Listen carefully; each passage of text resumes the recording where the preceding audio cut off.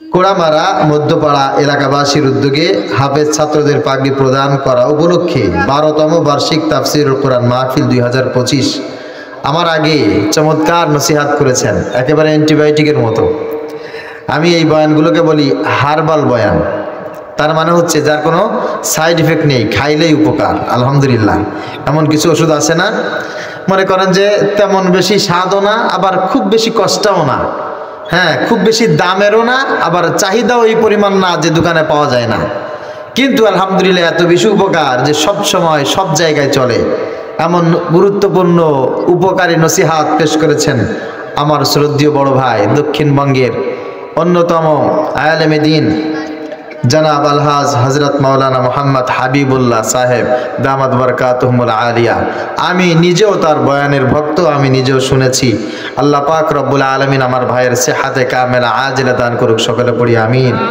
যিনি হৃদয় নিংড়ানো কথাগুলি আমাদেরকে শুনিয়েছেন, ওই কথাগুলি যেন আমি নিজেও আমল করতে পারি, যারা শুনেছেন সবাই যেন আমল করতে পারে, আল্লাহর কাছে সেই তৌফিক কামনা করছি, আমিন। এছাড়া আজকের মাহফিলের সভাপতিত্ব করছেন জনাব হাফেজ আব্দুর রাজ্জাক সাহেব, ইমাম ও খতিব, হদেরহাট বাজার জামে মসজিদ। আলহামদুলিল্লাহ, যোগ্য সভাপতি পেয়েছেন আপনারা, আলহামদুলিল্লাহ বলেন। এই এলাকায় তো আসলে মাহফিলে আসতে ভয় লাগতো, এক একজনকে সভাপতি বানায় রাখতো, মোছ নাই, দাড়ি নাই, হ্যাঁ খোঁজও নাই, আর পাশে বসলে বিড়ির গন্ধে বয়ান করা যাইতো না। এটা হচ্ছে বাগেরহাটের চিত্র ছিল, ঠিক কি না? আমি ওই কান্দাপাড়া দেপাড়া আছে না, ওখানে মাহফিলে একবার যে বলেছিলাম যে বাগেরহাটের মানুষ কোন দুঃখে যে বলে এটা বাগেরহাট ডিজিটাল জেলা আমার বুঝে আসে না, এই কথাই তাদের খুব মাইন্ডে লেগেছিল। কারণ আমি বলেছিলাম যে রাস্তা দিয়ে আমি আসছি, ইটের রাস্তা, প্রায় 1 কিলো 1.5 কিলো হবে, ওখান থেকে মোটর সাইকেলও যাওয়া যায় না। তো পরিস্থিতি ছিল এই, সেই পরিস্থিতি থেকে একজন ইমাম এবং খতিব মাদ্রাসা আজকের মাহফিলের সভাপতি, এটা শুকরিয়া আদায় করার দরকার না? এই জন্য শুকরিয়া আদায় করি, পড়ি আলহামদুলিল্লাহ। আল্লাহ তুমি আমাদেরকে কবুল করো, সকলে পড়ি আমিন। এছাড়াও আজকের মাহফিলের আয়োজন যারা করেছেন, যারা সার্বিক দিক দিয়ে সহযোগিতা করেছেন, আর এই মাহফিল শোনার জন্য দূর দূরান্ত থেকে যারা উপস্থিত হয়েছি, আল্লাহ পাক রব্বুল আলামিনের কাছে আমরা প্রাণ খুলে শুকরিয়া আদায় করছি। আল্লাহ, আপনি আমাদেরকে কোরআনুল কারীমের সঙ্গে কবুল করেছেন, এর সাথে সহযোগী হিসাবে কবুল করেছেন, এই মাহফিলকে আমাদের সকলের নাজাতের ওসিলা হিসাবে কবুল করুন, পড়ি আমিন। আজকে রাস্তায় দেখলাম অনেক মানুষ, এবং মানুষের ভিতরে একটা উৎফুল্ল তারুণ্য একটা মানুষের ভিতরে ছড়িয়ে পড়েছে। আলহামদুলিল্লাহ, এটা পজিটিভ দিক যেটা আমরা চোখে দেখতে পাই, কিন্তু এর চাইতে একটা পজিটিভ দিক আছে যেটা এক শ্রেণীর মানুষ স্বীকারই করে না। আর এক শ্রেণীর মানুষ কেন, দুনিয়ার কেউ এটা উপলব্ধিও করে না, স্বীকার করে না। কারা? যারা এই দুনিয়াকে খুব বেশি প্রাধান্য দিয়ে তার হায়াতকে দুনিয়ার জন্য বিলিয়ে দিয়ে আখেরাতকে নষ্ট করেছে, এরা এটাকে উপলব্ধি করে না, বিশ্বাসই করে না। আর আমরা বুঝতে পারি না আমাদের ইমানের কমজোরির কারণে। সেটা কি? আমাদের ডানে বামে সামনে পিছনে চতুর্দিকে এলাকায় যে পরিমাণ মানুষ আছে তার কয়েক হাজার গুণ বেশি মানুষ এই মাটির নিচে আছে না নাই? বলেন আছে। এই মাটির নিচের মানুষগুলি শত শত বছর, হাজার বছর আগে দুনিয়া থেকে চলে যেয়ে তখন থেকে অপেক্ষা করছে, আল্লাহ আমাদের এই জমিনে আমরা যেখানে ঘুমিয়ে আছি, এখানে যদি একটা কোরআনের সভা কায়েম হতো, কোরআনের একটা মাহফিল হতো, একটা জান্নাতের বাগিচা যদি এখানে প্রতিষ্ঠিত হতো, ওখানে উলামায়ে কেরাম আসতো, তুলাবা ইলম উপস্থিত থাকতো, তোমার মহব্বতের মানুষগুলি ওখানে বসতো, ওখানে বসে আমার কাছে আল্লাহ তোমার কাছে আমাদের জন্য দোয়া করতো, তাদের কদমের ওসিলায় এলাকার কবরের আযাবগুলো মাফ হয়ে যেত। আল্লাহ এমন একটা কোরআনের জান্নাতের বাগান তুমি আমার এলাকায় কায়েম করে দাও। শত বছর হাজার বছর ধরে তারা মাটির নিচে অপেক্ষা করছে।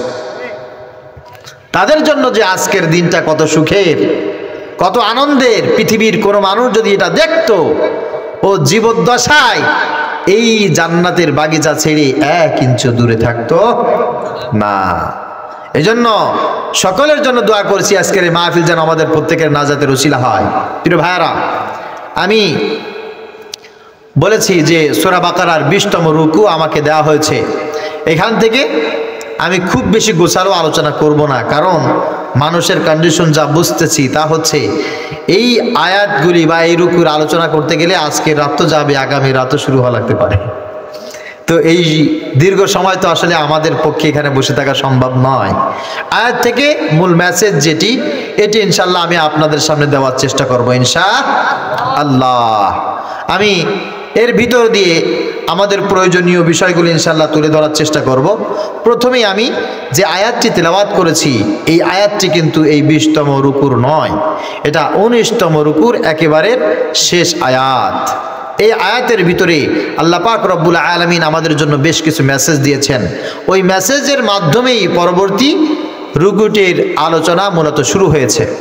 প্রত্যেকটি আয়াত এমনভাবে আল্লাহ তাআলা সাজিয়েছেন, এই আয়াতের সাথে তার পূর্বের আয়াতের একটা সম্পর্ক আছে। প্রত্যেকটি রুকু এমনভাবে সাজানো হয়েছে, এই রুকুর সাথে পূর্বের রুকুর কি আছে? সম্পর্ক আছে। ঠিক তদ্রূপ প্রত্যেকটি সূরার সাথে তার পূর্বের একটি সূরার সুদৃঢ় সম্পর্ক আছে। আমি তাফসির ইবনে কাসির থেকে আপনাদেরকে এই আয়াতের একটি শানে নুজুল শোনাচ্ছি, কারণ শানে নুজুল যদি আমরা জানতে না পারি তাহলে এখানের আলোচনাটা আমাদের জন্য আত্ম থাকবে, তার মানে অপরিপূর্ণ। আমরা চাই না যে কষ্ট হোক, অপরিপূর্ণ থেকে যাক। নবীজি সাল্লাল্লাহু আলাইহি সাল্লাম তখন মক্কায় অবস্থান করছিলেন, সব মানুষকে তিনি এক আল্লাহর দিকে আহ্বান করছেন। আর নবীজি সাল্লাল্লাহু আলাইহি সাল্লামের কথার সাথে ওই সময়ের কাফেরদের অনেক মিল ছিল, বলা যেতে পারে সিংহভাগ মিল ছিল। নবীজি সাল্লাল্লাহু আলাইহি সাল্লাম তাওহীদ, রিসালাত, আখিরাত, বিশেষ করে ওয়াহদানিয়াতের যেই বাণীগুলো মানুষের সামনে প্রচার করতেন, ওই সময়ের কাফের মুশরিকরাও ঠিক এইভাবেই প্রচার করত আল্লাহর কথা। এটা আমার কথা না, এটা আল্লাহ পাক রব্বুল আলামিন কুরআনুল কারীমেও তেমনই বলেছেন, ওয়ালা ইন সাআলতাহুম মান খালাকাস সামাওয়াতি ওয়াল আরদ লা ইয়াকুলুন্নাল্লাহ।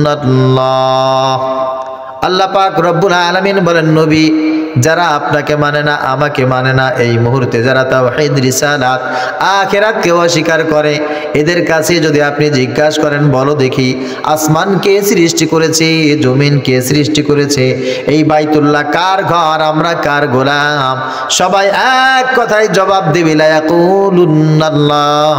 এর জবাব একটাই, তিনি হচ্ছেন আল্লাহ। নবীজি সাল্লাল্লাহু আলাইহি ওয়াসাল্লাম তাদেরকে কি আর দাওয়াত দিবেন? আল্লাহ তাআলা যে দাওয়াত দিতে বলেছেন সেই দাওয়াতই তিনি দিচ্ছেন। কিন্তু এই দাওয়াত পাওয়ার পর মানুষের ভিতরে কয়েকটা গ্রুপ হয়ে গেছে। কিছু মানুষ এইরকম হয়ে গেছে যে হঠাৎ করে কি একটা কথা বলছে, এটা সত্য নাকি মিথ্যা। আবার কেউ চিন্তা করতেছে কথা যা বলে আসলে কথার ভিতরে তো লজিক আছে, এই কথাগুলো তো মনে হচ্ছে খুবই অথেন্টিক, সত্য কথা। আবার কেউ চিন্তা করছে, আরে এ আবার কি কথা, এটা যদি সবাই জেনে যায়, সবাই যদি এই কথাগুলো কবুল করে নেয়, তাহলে আমাদের তো চালানপাতি সব শেষ। কথা বুঝতে পেরেছেন?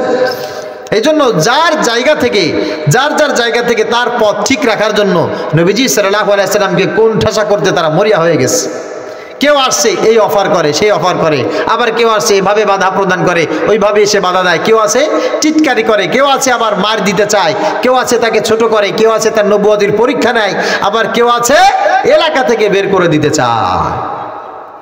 এক দল আসছে নবীজি সাল্লাল্লাহু আলাইহি সাল্লামের কাছে, বিশাল বড় এক পাওয়ারফুল লোক, এক দল আসছে, এসে বলছে, মুহাম্মদ সাল্লাল্লাহু আলাইহি ওয়াসাল্লাম, আচ্ছা তুমি এই যে দাওয়াত দিচ্ছ, আল্লাহর কথা বলছো, রিসালাত, তাওহীদ, আখিরাত, এই কথাগুলো বলছো, তো তোমার কাছে আমাদের একটা আবেদন আছে। আমরা সবাই মিলে ডিসিশন নিয়েছি যে আমরা আসলে তুমি যা বলো সেটা কবুল করব, তবে একটা শর্তে।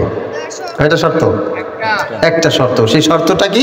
শর্তটা হচ্ছে তুমি আল্লাহর কাছে বলবে আল্লাহ তাআলা জানো আমাদের জন্য উহুদ পাহাড়টাকে স্বর্ণ বানায় দেয়। কি বলছে? হ্যাঁ, মক্কায় তো আর উহুদ পাহাড় না, উহুদ পাহাড়ের কথা ওখানে আছে। তবে আবু হুরায়রা রাদিয়াল্লাহু তাআলা আনহু বলছেন যে নবীজি সাল্লাল্লাহু আলাইহি সাল্লাম বলছেন যে সবচাইতে বড় পাহাড় হচ্ছে উহুদ পাহাড়। এই উহুদ পাহাড়ের কথাই যদি তোমরা বলতে, তার মানে উহুদ পাহাড় পরিমাণ যেই পরিমাণ স্বর্ণ হয়, সেটা এই সাফা মারওয়া, এই যে বাইতুল্লাহর পাশে আছে এই সাফা মারওয়া উহুদ পাহাড় সমান লম্বা করে জানো আল্লাহ আমাদেরকে স্বর্ণের মালিক বানিয়ে দেয়। নবীজি সাল্লাল্লাহু আলাইহি সাল্লাম বলছেন তাহলে কি হবে? বলে তাহলে আমরা ডিসিশন নিয়েছি আমরা সকলে তোমার কথা মেনে নেব। প্রিয় ভাইরা, একজন মসজিদের ইমাম, একজন আল্লাহওয়ালা, একজন বুজুর্গ, একজন আলেম সবচাইতে বেশি খুশি হয় যখন একজন মানুষ নামাজ আদায় করে, যখন একজন মানুষ আল্লাহর পথে ফিরে আসে। কথা বুঝতে পেরেছেন? সে কত খুশি হয় কল্পনা করতে পারবেন না। তাকে হাদিয়া দিলে, তাকে দাওয়াত দিলে, তাকে বিশাল বিশাল উপঢৌকন দিলে ওই পরিমাণ খুশি হয় না একজন মানুষ আল্লাহর পথে ফিরে আসলে যেই পরিমাণ খুশি হয়।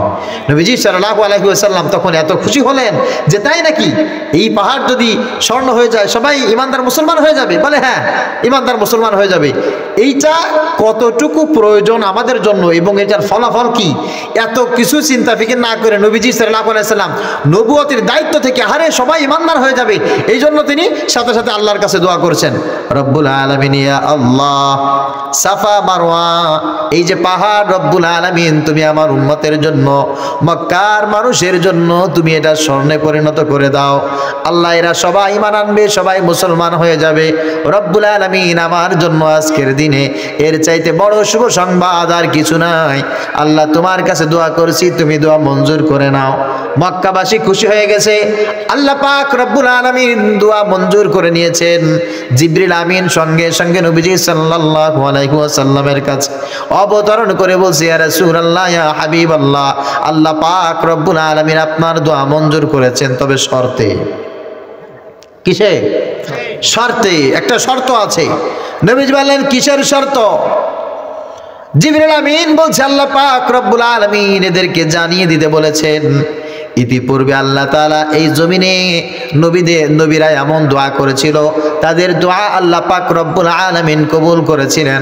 যেমন হযরত ঈসা আলাইহিস সালাতু ওয়াস সালাম আল্লাহ পাক রব্বুল আলামিনের কাছে দোয়া করেছিলেন তার হাওয়ারিয়িনদের জন্য। তার হাওয়ারিয়িন, তার সাহাবীরা এসে বলছে, ঈসা আমরা তোমার আল্লাহর গোলামি করব, আমরা রান্না বান্না করে চাষাবাদ করে রোজগার করে ইনকাম করে আমরা খাবো না। তোমার আল্লাহকে বলো আসমান থেকে ডেক ভর্তি খাবার আমাদের জন্য প্রেরণ করতে। আল্লাহ যদি আসমান থেকে আমাদের জন্য 3 বেলা খাবার পাঠায়, তোমার আল্লাহর খাবার খাবো আর তোমার আল্লাহর গোলামি করব, আমরা আর কারোর কোনো কথা শুনবো না। হযরত ঈসা আলাইহিস সালাতু ওয়াস সালাম আল্লাহ পাক রব্বুল আলামিনের কাছে সেই দোয়া করেছিলেন, ক্বালা ঈসা ইবনে মারইয়াম আল্লাহুম্মা রাব্বানা আনজিল আলাইনা মাইদাতাম মিনাস সামা তাকুনু লানা ঈদান লিআউয়ালিনা ওয়া আখিরিনা ওয়া আয়াতাম মিনক ওয়ারযুকনা ওয়া আনতা খায়রুর রাযিকিন। আল্লাহু আকবার। ঈসা আলাইহিস সালাতু ওয়াস সালাম আল্লাহ পাক রব্বুল আলামিনের কাছে দোয়া করেছিলেন। আল্লাহ পাক দোয়া কবুল করে আসমান থেকে ডেক ভর্তি খাবার প্রেরণ করেছিলেন, যার নামে সূরার নাম হয়েছে মাইদা। মাইদা শব্দের অর্থ হচ্ছে ডেক ভর্তি রান্না করা সুস্বাদু খাবার। আল্লাহ পাক রব্বুল আলামিন যখন এটা নাজিল করেছিলেন তিনি সঙ্গে সঙ্গে একটা শর্ত দিয়েছিলেন, ওগো ঈসা আমার দেওয়া এই নিয়ামত খাওয়ার পর যদি তোমার কোনো উম্মত জমিনে গুনার কাজের ভিতরে নিজেকে নিমজ্জিত করে দেয়, আমি কিন্তু তার জন্য দুনিয়া এবং আখিরাতের সবচাইতে লাঞ্ছনা অপমান আমি তার জন্য মজুদ করে রাখলাম। তাদেরকে আমি দুনিয়ায় কিন্তু ধ্বংস করে দেব। আল্লাহ তাআলা তাদেরকে কিন্তু ধ্বংস করেছিলেন। হযরত মূসা আলাইহিস সালাতু ওয়াস সালামের কাছে তার যে সমস্ত সাহাবী ছিল দোয়া করেছিল, মূসা আমরা কষ্ট করে মা ছেড়েছি, বাবা ছেড়েছি, এলাকা ছেড়েছি, গ্রাম ছেড়ে দিয়েছি, সব কিছু ছেড়ে তোমার জন্য, তোমাকে খুশি করার জন্য মাদায়েন এই শহরে এসে আমরা এখন যাযাবার অবস্থায় পড়ে আছি। এখানে আমাদের চাষাবাদ করতে হবে, কর্ম করতে হবে, কাজ করতে হবে, তারপরে আমাদের রান্না বান্না করে খেতে হবে। এত কষ্ট আমরা করতে পারবো না। আল্লাহ পাক রব্বুল আলামিনের কাছে দোয়া করি, আল্লাহ তাআলার কাছে আপনিও দোয়া করেন, আল্লাহ যেন আসমান থেকে আমাদের জন্য খাবারের ব্যবস্থা করে দেয়। আল্লাহ তাআলা যদি আমাদেরকে খাবারের ব্যবস্থা করে দেয়, আমরা দুনিয়ায় কারোর কাছে মাথা নত করব না, আল্লাহর জন্য রুকু করব, আল্লাহর জন্য সিজদা করব। হযরত মূসা আলাইহিস সালাতু ওয়াস সালাম আল্লাহর কাছে দোয়া করেছিলেন, আল্লাহ পাক দোয়া কবুল করেছিলেন।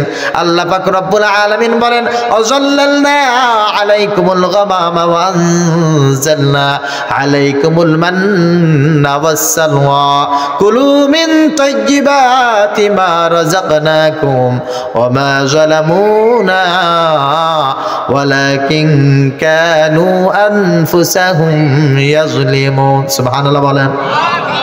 মুসা আলাইহিস সালাতু ওয়াস সালাম দোয়া করার পর আল্লাহ পাক রব্বুল আলামিন দোয়া কবুল করলেন। আল্লাহ তাআলা বলছেন তোমরা ঘুমিয়ে যাও, তোমাদের সবার জন্য আমি খাবারের ব্যবস্থা করব। সবাই জমিনে ঘুমিয়ে গেছে। ঘুম থেকে ওঠার পর দেখে জমিনের উপরে ফুলকপির মতো সব জেগে আছে। কিসের মতো? একটা উদাহরণ দিলাম আর কি, তখন তো আমি দেখি নাই, দেখছি নাকি? ফুলকপি যেমন জমিনের উপরে চকচক করে সুন্দর করে সাদা ফকফকা হয়ে পড়ে থাকে, ফুলকপি এমন একটা আকর্ষণীয় তরকারি, দেখলেই মনে চায় খায়, তাই না? এরকম মান্না মাসাল্লাহ মাটি ফেড়ে ফুলকপির মতো সুন্দর করে জমিনে জাগ্রত হয়ে থাকতো। সবাই একবার সকালবেলা জামাতে সহকারে খাবার খেয়ে তৃপ্তি সহকারে যখন ওইটা খাইতো, সারাদিনে আর খাবারের দরকার হতো না। আল্লাহ পাক রব্বুল আলামিন বললেন, মুসা আমার দেওয়া আসমানি এই খাবার খাওয়ার পর তোরা যদি আমার হুকুমের অবাধ্য হয়, আমি আল্লাহ তাআলা কিন্তু এদেরকে গজব দিয়ে ধ্বংস করে দেব। আল্লাহ পাক রব্বুল আলামিন জিবরিলকে পাঠানোর পর জিবরিল আমিন বলছি, ইয়া রাসূলুল্লাহ, ইয়া হাবিবাল্লাহ, আল্লাহ তাআলা জানিয়ে দিয়েছেন একটা শর্তে এই সাফা মারওয়া পাহাড়কে স্বর্ণ করে দেবেন মক্কাবাসীদের জন্য।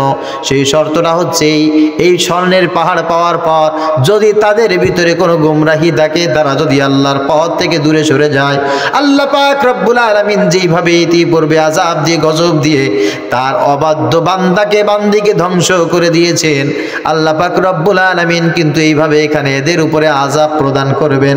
নবীজি সাল্লাল্লাহু আলাইহি ওয়াসাল্লাম সঙ্গে সঙ্গে আল্লাহর কাছে হাত তুলে বলছে, আল্লাহ আমার দোয়া আমি ফেরত নিয়ে নিলাম, ও মালিক এই দোয়া তুমি কবুল করো না।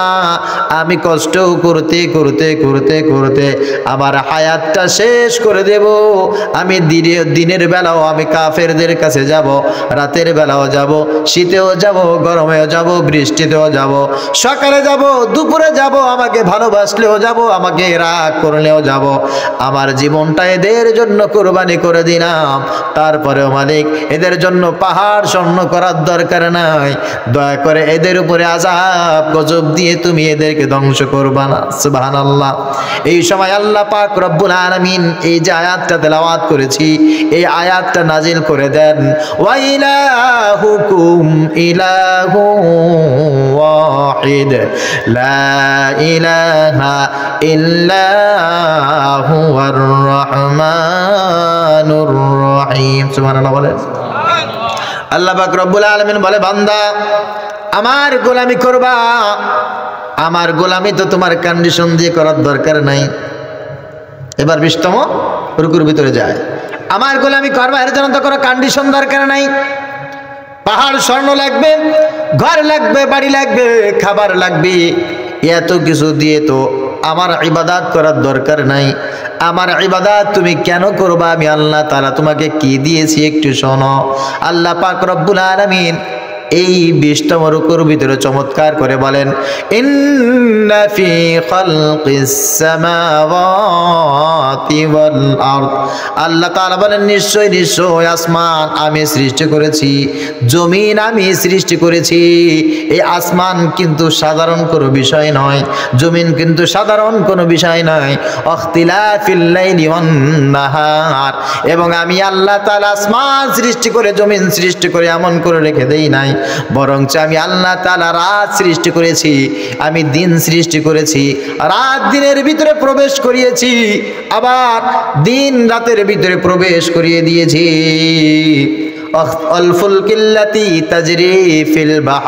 শুধু তাই না, আমি আল্লাহ তাআলা সৌরজগৎ বানিয়েছি, নবমণ্ডল বানিয়েছি, ভূমণ্ডল বানিয়েছি, প্লেট বানিয়েছি, বৃহস্পতি বানিয়েছি, সূর্য বানিয়েছি, শনি বানিয়েছি।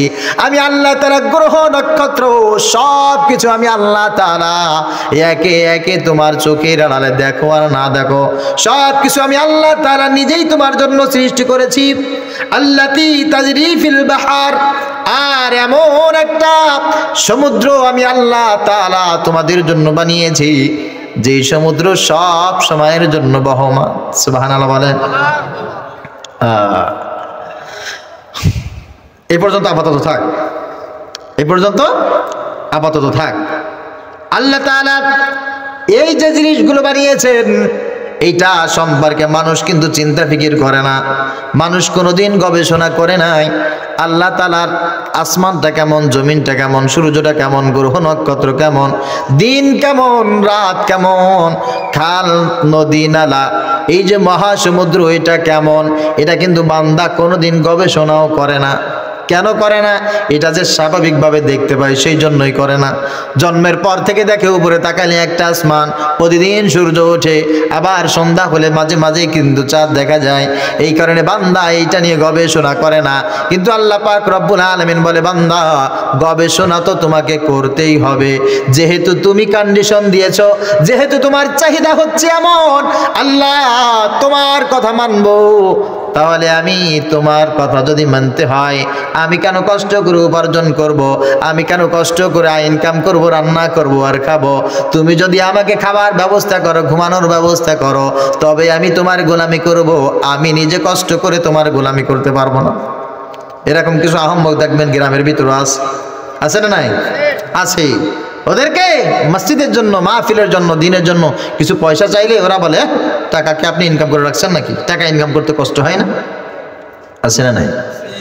আবার এই যে সামনে রমাদান মুবারক আসছে, অনেক আমার গরিব ভাইয়েরা যারা দিন মজুর, যারা অনেক কষ্ট করে, ওদের কাছে রোজাটা মনে হয় এইরকম, এটা আমাদের জন্য না।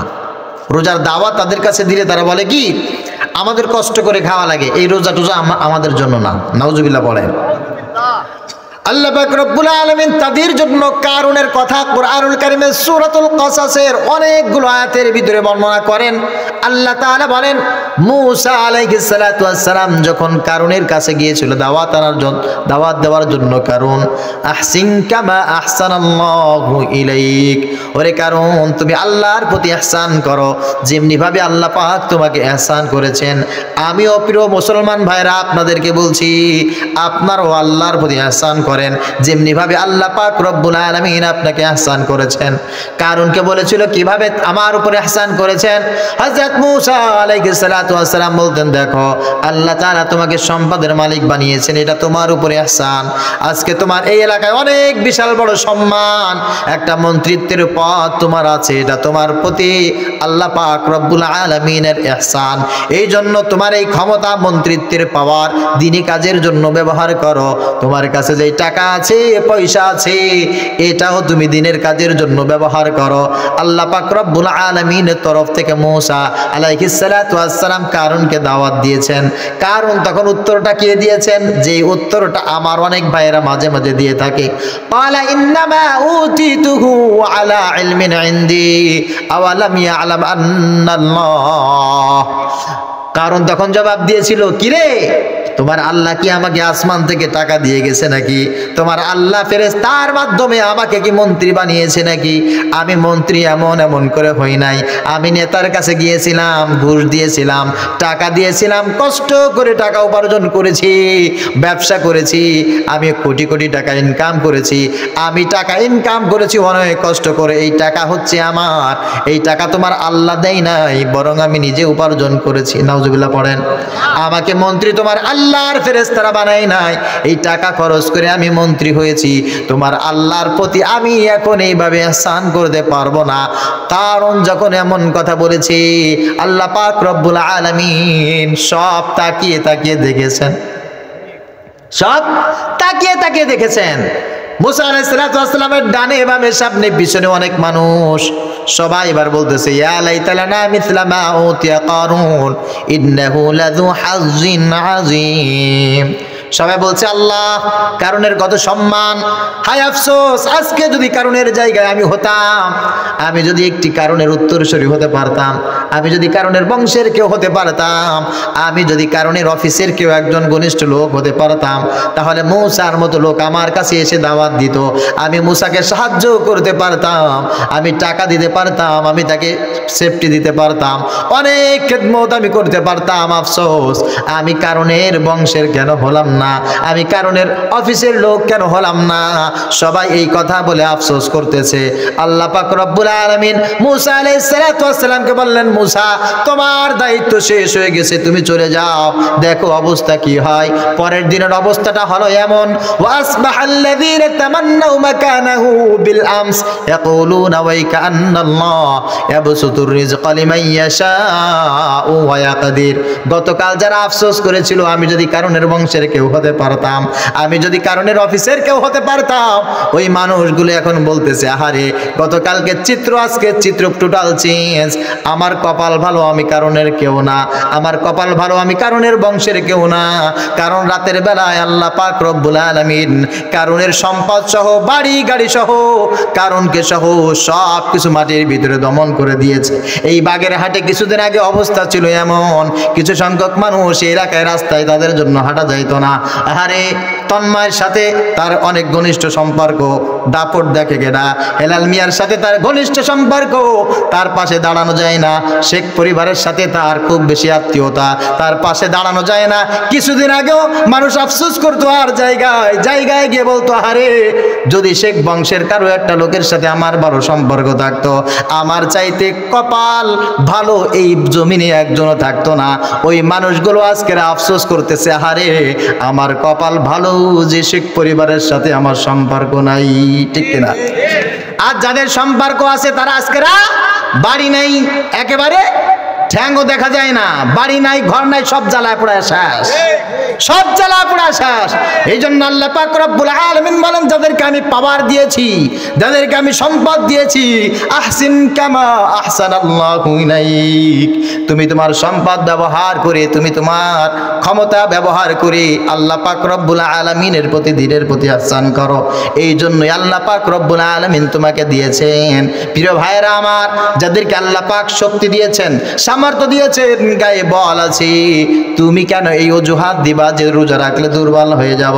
তুমি কেন এই অজুহাত দিবা বিশ রাকাত তারাবি পড়তে অনেক সময় দরকার, আমার ঘুম চলে আসে? আরে ঘুম তো আসবে, কষ্ট তো হবে।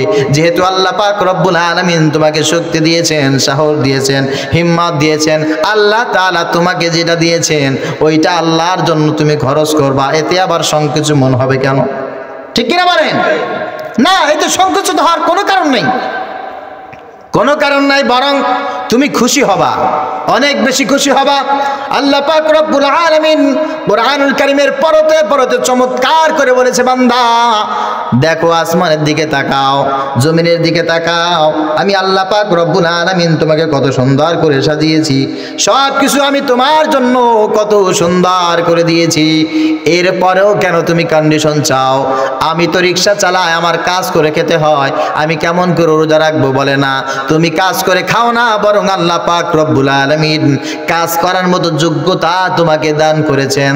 তুমি শিক্ষিত হও নাই, বরং শিক্ষিত হওয়ার মতো যোগ্যতা আল্লাহ পাক তোমাকে দান করেছেন। তোমার মেধা যদি ভালো না থাকতো কিভাবে লেখাপড়া শিখতে? তোমার পা যদি না থাকতো, হাত যদি না থাকতো, কেমন করে তুমি রিক্সা চালাইতা? কেমন করে তুমি ব্যবসা করতা? কিছু করতে পারতে না।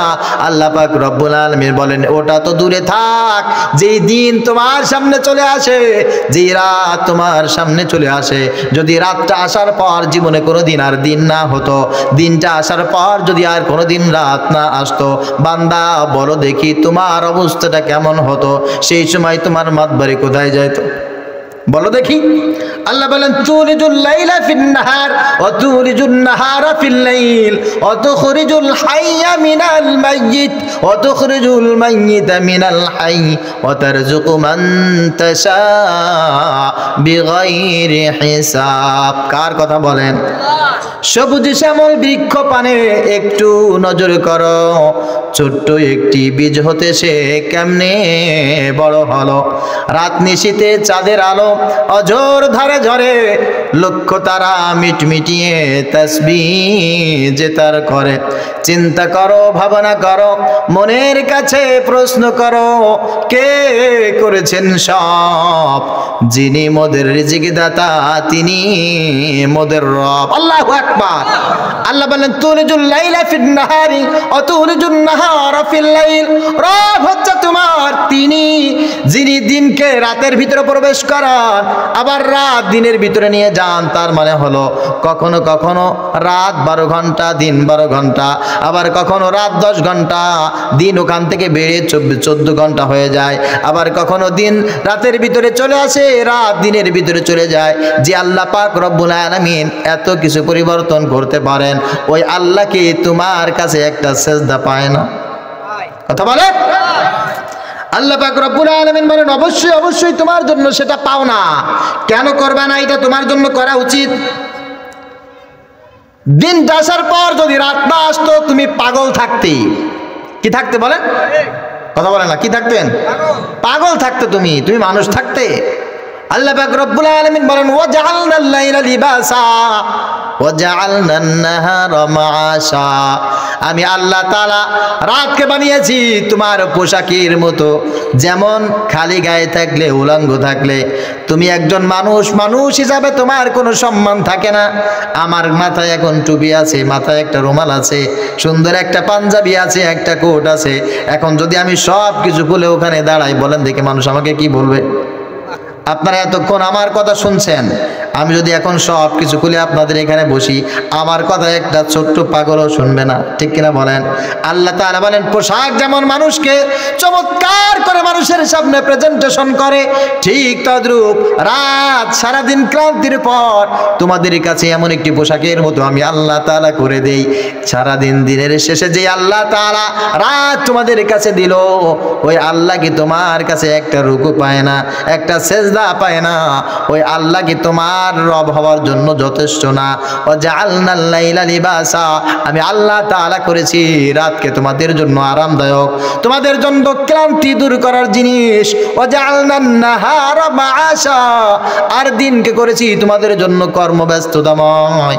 দিনের বেলা মানুষ কাজ করবে, দিনের বেলা মানুষ দুনিয়ার সব কিছু উপার্জন করবে, আর রাতের বেলা আরাম করবে, আল্লাহর কাছে রোনাজারি করবে, রাত গুজরান করবে আল্লাহর জন্য। আরামদায়ক সব কিছুর উপর বান্দা আল্লাহর কাছে ফিরে আসবে। আল্লাহ পাক রব্বুল আলামিন বলে বান্দা, যে আল্লাহ তাআলা তোমার জন্য দিন বানাইলো, রাত বানাইলো, আসমান বানাইলো, জমিন বানাইলো, এত সুন্দর করলো, ওই আল্লাহর কাছে কি আবার কোনো কন্ডিশন দরকার আছে নাকি? বরঞ্চ আল্লাহ যদি তোমাকে বলে বান্দা এখন ইসলাম কবুল করে নাও, তুমি বলবে আসলামতু লিরাব্বিল আলামিন, আল্লাহ আমি ইসলাম কবুল করে নিলাম, আমার আর কোনো প্রশ্ন নাই। সুবহানাল্লাহ।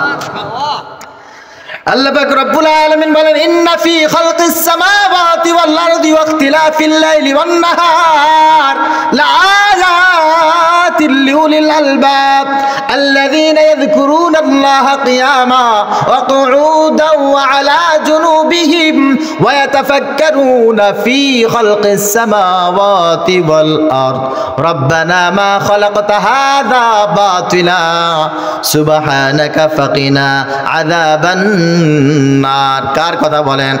আল্লাহ তাআলা বলেন যারা জ্ঞানী মানুষ, যারা বুদ্ধিমান, যাদের ভিতরে আকল আছে, আমি আল্লাহ পাক রব্বুল আলামিন আসমান তার জন্য একটা নিদর্শন বানিয়েছি, জমিন তার জন্য একটা নিদর্শন বানিয়েছি। শুধু তাই না, আমি আল্লাহ তাআলা দিন তার জন্য নিদর্শন, রাত তার জন্য নিদর্শন।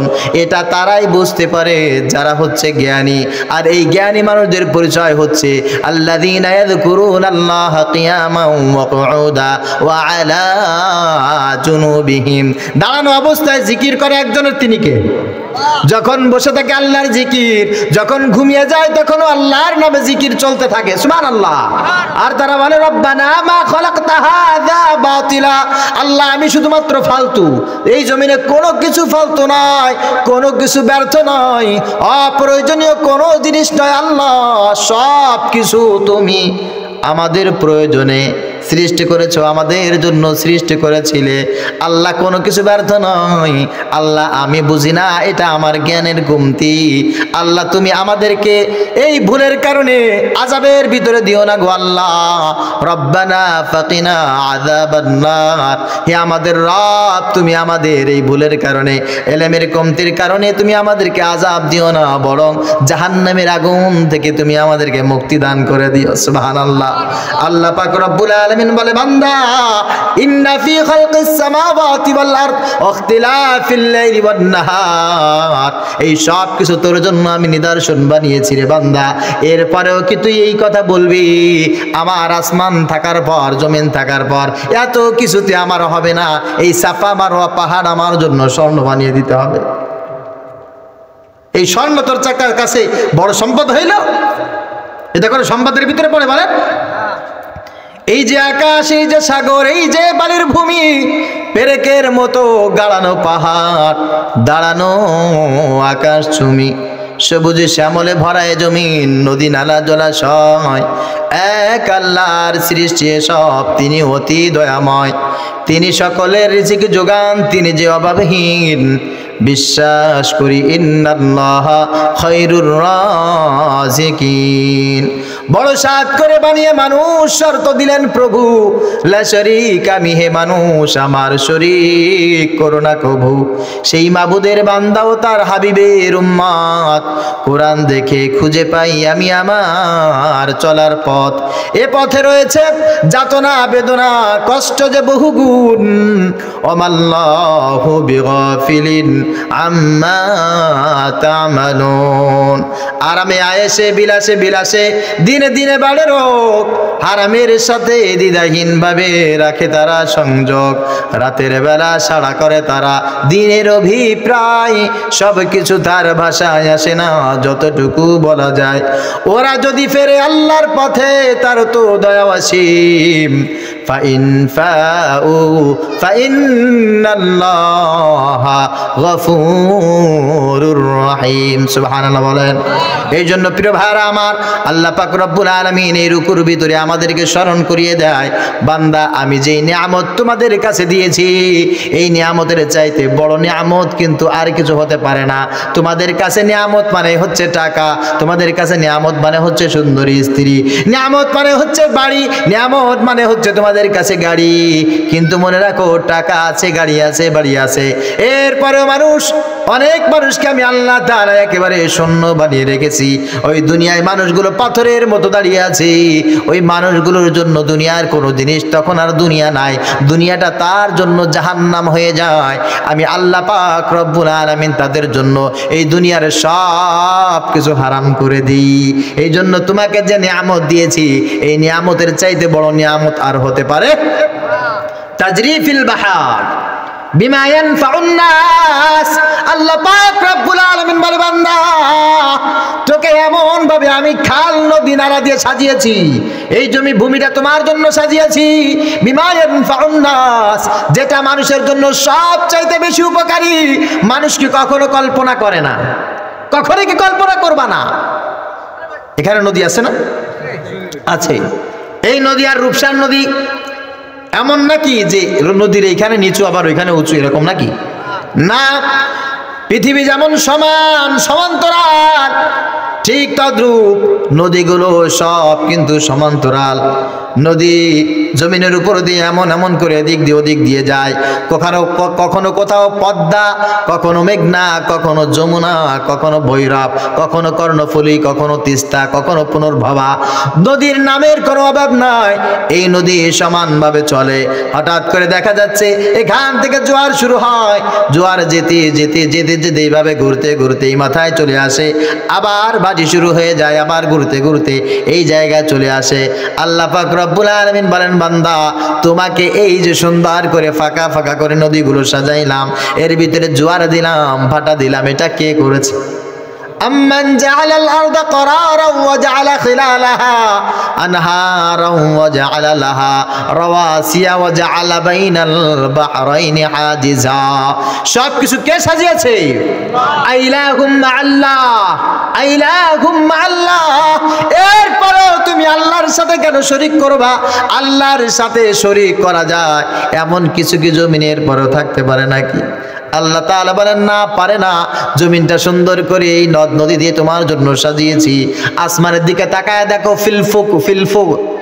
ফুলক ফুলক, আমি আল্লাহ তাআলা গ্রহ নক্ষত্রগুলো চমৎকার করে সাজিয়ে রেখেছি।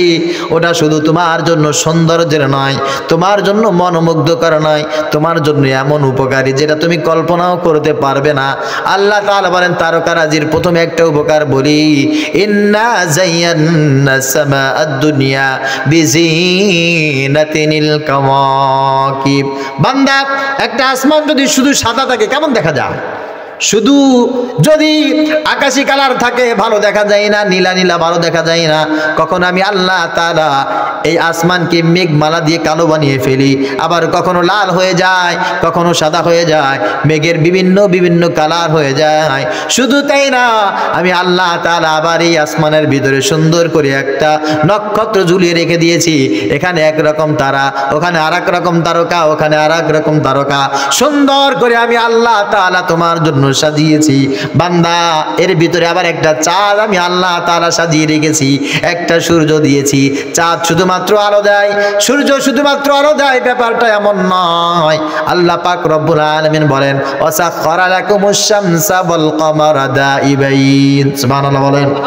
চাঁদ চাঁদের দায়িত্ব পালন করে, সূর্য সূর্যের দায়িত্ব পালন করে, নক্ষত্রগুলো যার যার দেওয়া দায়িত্ব পালন করে, এটা আল্লাহর হুকুম পালন করে।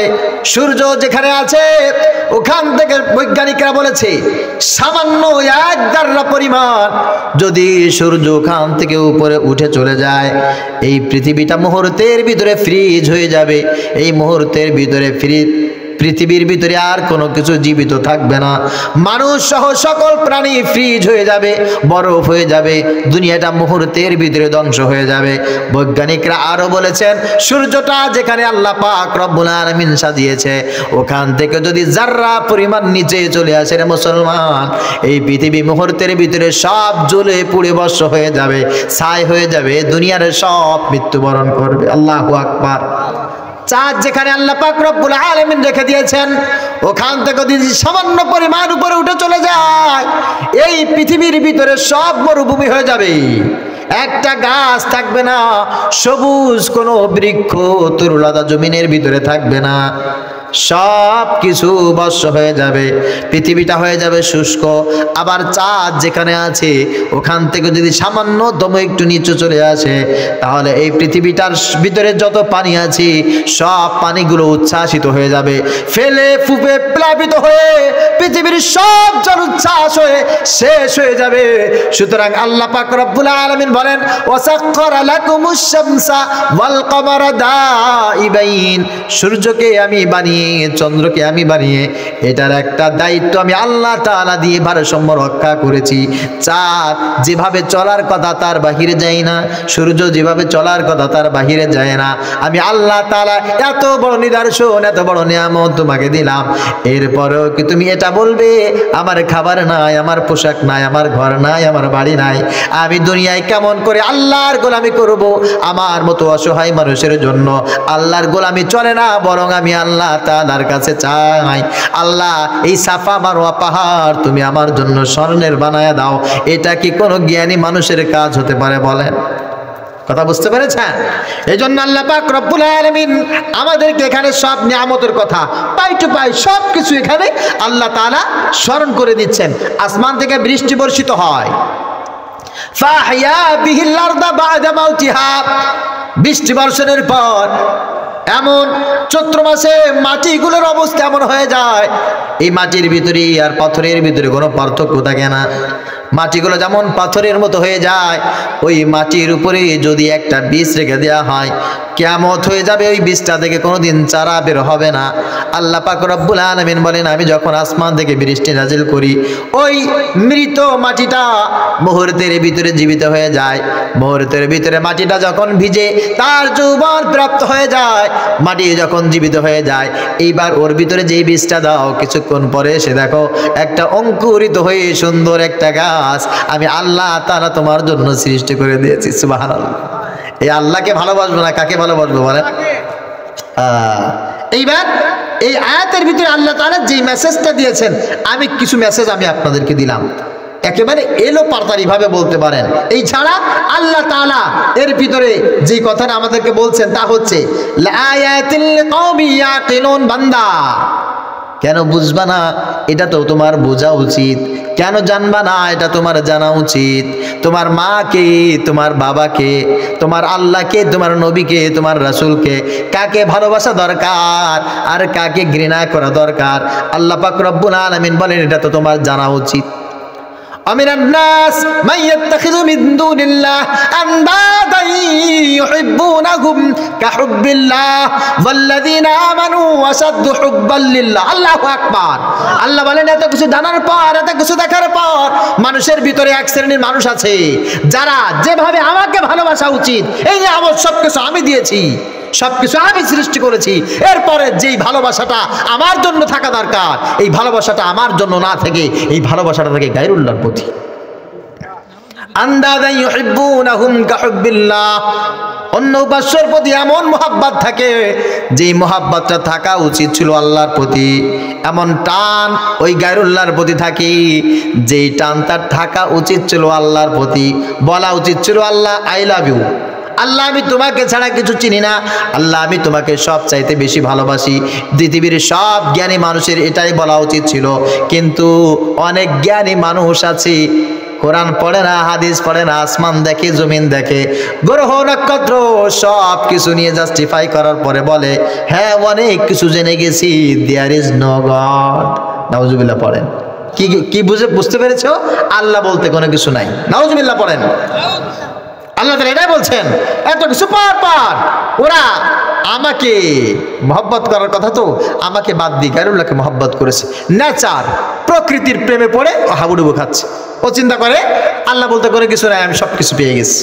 আল্লাহ তাআলা বলেন না, ওয়াল্লাযীনা আমানু আশাদ্দু হুব্বান লিল্লাহ, এর ভিতরে যারা নাকি ঈমানদার, যারা নাকি মুসলমান, যারা আমাকে স্বীকার করেছি আল্লাহ পাক রব্বুল আলামিন বলেন তাদের কাছে সব চাইতে মহব্বতের জিনিস, ভালোবাসার জিনিস একমাত্র শুধুমাত্র কেবলমাত্র একজন, তিনি কে? আমরা ভালোবাসি কাকে? সবাই বলতে হবে কাল ভালোবাসি কাকে? আরবিতে একটা কথা আছে, মান আহাব্বা শাইইন আকতারা যিকরাহা, যেই ব্যক্তি যাকে যত বেশি ভালোবাসে উঠতে বসতে চলতে ফিরতে তার নাম সবচাইতে বেশি উচ্চারণ করে। কোন যুবক যদি কোন যুবকের প্রেমের ভিতরে নিমজ্জিত হয়ে যায়, দেখবেন ঘুম থেকে ওঠার পর থেকে একেবারে ঘুমানো পর্যন্ত ডার্লিং সারা জবানে আর কিছু পাওয়া যায় না। আবার কোনো অল্টারনেটিভ যদি হয়ে যায় শুধু নায়িকার কথাই মনে ওঠে, শুধু নায়িকার কথা মনে ওঠে, যাকে ভালোবাসি বারবার বারবার তার নামটাই বেশি উচ্চারণ করে। আর আল্লাহ পাক রব্বুল আলামিন বলেন যে ব্যক্তি আমাকে ভালোবাসে ওই ব্যক্তি সব চাইতে বেশি মোহাব্বত করে ভালোবাসে একমাত্র আমাকে। ওই ব্যক্তি তাকে মোহাব্বত করে যে আমাকে মোহাব্বত করে, ওই ব্যক্তি তাকে ঘৃণা করে যে ব্যক্তি আমাকে ঘৃণা করে। বুঝতে পেরেছেন? এই জন্য নবীজি সাল্লাল্লাহু আলাইহি সাল্লাম আল্লাহর কাছে দোয়া করতেন। আমরা সবাই এবারে পড়ি, আল্লাহুম্মা ইন্নী আসআলুকা হুব্বাক ওয়া হুব্বা মান ইউহিব্বুক। আল্লাহ আমি তোমার কাছে তোমার ভালোবাসা ভিক্ষা চাই, আমার কলিজার ভিতরে তোমার ভালোবাসা তুমি দান করে দাও, আর দুনিয়ার ওই সমস্ত মানুষের ভালোবাসা আমার দিলের ভিতরে দান করে দাও যে সমস্ত মানুষগুলো তোমাকে ভালোবাসে। যারা তোমাকে ভালোবাসে না আমি তাকে ভালোবাসি না, যারা তোমাকে ভালোবাসে আল্লাহ আমি তাদেরকে ঘৃণা করি না। সুবহানাল্লাহ বলেন। নবীজি সাল্লাল্লাহু আলাইহি ওয়াসাল্লাম বলেন, মান আহাব্বা লিল্লাহ ওয়া আবগাদা লিল্লাহ ওয়া আতা লিল্লাহ ওয়া মানাআ লিল্লাহ ফাকাদ ইসতাকমালাল ঈমান। যে ব্যক্তি কাউকে কোনো কিছু দেয় কার জন্য, আবার কাউকে কোনো কিছু দেয় না তাও কাউকে মুহাব্বত করে একমাত্র আল্লাহর জন্য, আবার কাউকে ঘৃণা করে তাও আল্লাহর জন্য, ফাকাদ ইসতাকমালাল ঈমান। নবীজি সাল্লাল্লাহু আলাইহি ওয়াসাল্লাম বলেন আল্লাহ পাক রব্বুল আলামিন তার ঈমানটাকে পরিপূর্ণ করে দেয়। এজন্য আজকে এই কুড়ামারাবাসী আপনাদের সবাইকে আমি ভালোবাসি, আল্লাহর কসম অনেক ভালোবাসি, অনেক ভালোবাসি। কার জন্য কথা বলেন? আবার কিছু মানুষ আছে তাদেরকে ভালোবাসি না, কারণ তারা আল্লাহকে ভালোবাসে না, যাদেরকে ভালোবাসি না তাদেরকে ভালো না বাসার কারণও কার জন্য? আল্লাহর জন্য। আল্লাহর কাছে দোয়া করি, আল্লাহ আমাদের এই ভালোবাসাটা, আমাদের এই রাগ, খুব ঘৃণা, আল্লাহ সব কিছু তোমার জন্য কবুল করে নাও। সকালে বলি আমিন। আমাদের ভালোবাসা সবই যেন হয় মহান রবের জন্য, রাগ ক্ষোভ ঘৃণাগুলো তাও যেন হয় শুধু প্রভু তোমারই জন্য। আমাদের ভালোবাসা সবই যেন হয় মহান রবের জন্য, রাগ ক্ষোভ ঘৃণাগুলো তাও যেন হয় শুধু প্রভু তোমারই জন্য। ভালোবাসি বাসি ভালো ভালোবাসি প্রভু তোমাকে, ইয়া হাবিবি ইয়া রাসূলুল্লাহ, হৃদয়ে গেথেছি তোমাকে।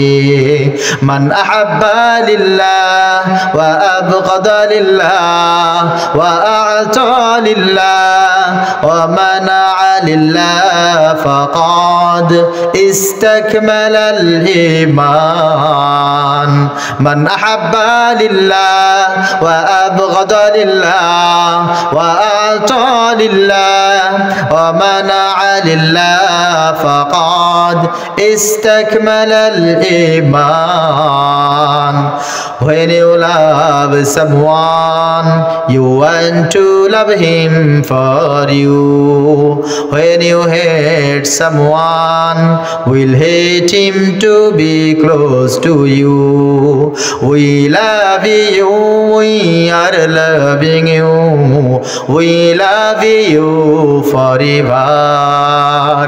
Ya Habibi, Ya Rasulallah, we will keep you in our heart.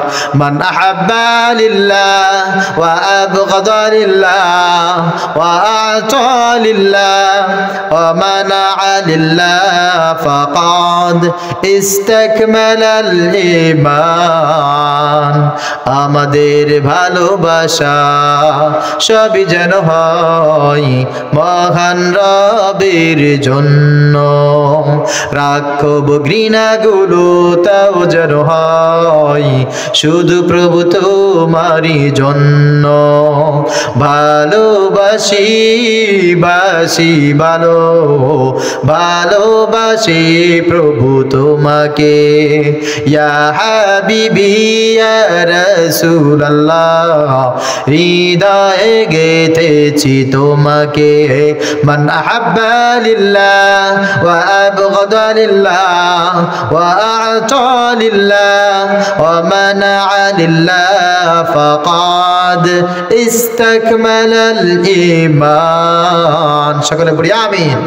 এজন্য আল্লাহ পাক রব্বুল আলামিন ঠিক এটাই বলেছেন, ওয়াল্লাযীনা আমানু আশাদ্দু হুব্বাল লিল্লাহ, যারা নাকি ঈমানদার তারা সবচাইতে বেশি মহব্বত করে আমাকে, আমাকে ভালোবেসে যেই কাজ করা যায় সেই কাজ করে, আমাকে ভালোবেসে যা করা থেকে বিরত থাকার দরকার হয় তারা এই কাজটাই করে।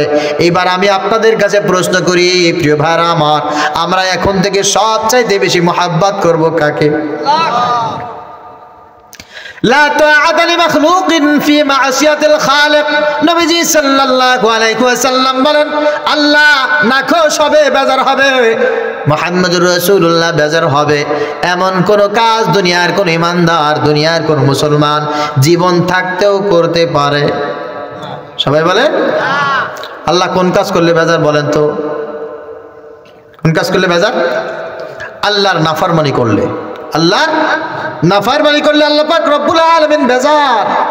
তবে আয়াতের ভিতরে আল্লাহ পাক রব্বুল আলামিন সবচাইতে বেজার যাদের উপরে, তাদের কথা আল্লাহ পাক রব্বুল আলামিন একেবারে শেষ প্রান্তে বলেছেন, যারা জাহান্নামে যাবে আল্লাহ পাক রব্বুল আলামিন তাদের সবার উপরে বেজার। আর জাহান্নামে যাওয়ার কারণটা হচ্ছে এদের দিলের ভিতরে আল্লাহর মুহাব্বত নাই, এদের দিলের ভিতরে আল্লাহকে নিয়ে করে চিন্তা ফিকির নাই, এদের দিলের ভিতরে এই চিন্তা ফিকির নাই আল্লাহ পাক রব্বুল আলামিন কেন আমাকে দুনিয়ায় পাঠিয়েছেন, আল্লাহ তাআলা কি দায়িত্ব আমাকে দিয়েছেন, দিয়েছেন, এই বিষয়েদের কোনো চিন্তা ফিকির নাই। এই বিষয় নিয়ে চিন্তা ফিকির থাকে না যাদের, তারা হচ্ছে কাফের, তারা হচ্ছে মুনাফিক, তারা হচ্ছে ফাসিক, তারা হচ্ছে জালেম, তারা হচ্ছে মক্কার বড় বড় মুশরিক। আল্লাহ পাক রব্বুল আলামিন বলেন কিয়ামত পর্যন্ত এক শ্রেণীর মানুষ এমন থাকবে, ইয়া আইয়ুহাল্লাযীনা আমানু, হে ঈমানদারগণ, তোমাদেরকে আমি আল্লাহ পাক রব্বুল আলামিন ডাক দিয়ে বলছি, ইন তুতিউ ফারিকাম মিনাল্লাযীনা উতুল কিতাব, যদি তোমরা ঈমান আনার পর ওই যে যারা আমার কথা শোনে না, আহলে কিতাব যারা আছে, গোমরাহ হয়ে গেছে যারা, এদের পথ যদি তোমরা অনুসরণ করো, এদেরকে যদি মুহাব্বত করো, এদেরকে যদি ভালোবাসো, ইয়ারুদ্দুকুম বাদা ঈমানিকুম কাফিরিন, ঈমানদার বললেই হবে না, ঈমান আনার পর আমি আল্লাহ তাআলা তোমাদেরকে কুফরের উপরে মৃত্যুবরণ করাবো। তার মানে তোমাদেরকে আমি আল্লাহ তাআলা গোমরাহ হিসাবে দুনিয়া থেকে বিদায় করাবো, তোমাদের জন্য জাহান্নাম ছাড়া কোনো গতি নাই। অবস্থাটা হয়ে যাবে তাই, অবস্থাটা হয়ে যাবে তাই। এই জন্য ইমানদাররা উঠতে বসতে চলতে ফিরতে সব সময় বলবে, আল্লাহ রব্বানা মা খালাকতা হাযা বাতিলা, আসমান তুমি এমনি এমনি বানাও নাই, জমিন তুমি এমনি এমনি বানাও নাই। আল্লাহ আসমান বানানোর উদ্দেশ্য আছে, জমিন বানানোর একটা উদ্দেশ্য আছে, আমাকে মানুষ বানিয়েছো এটারও একটা উদ্দেশ্য আছে।